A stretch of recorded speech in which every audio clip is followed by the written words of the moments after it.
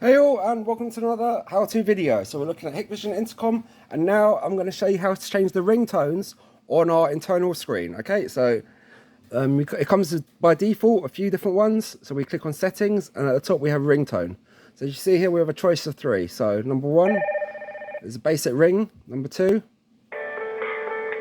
okay, something funky, and number three is something annoying. All right. So we're going to leave it at number one.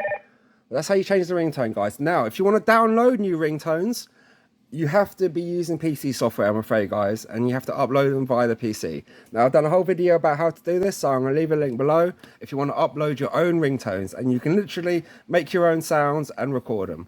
All right, guys, but I'm afraid I can't cover it in this video, but I'll leave a link below. So thanks for watching. That's how you change a ringtone on the Hikvision Intercom, and I'll catch you on another one, hopefully. Cheers. Bye-bye.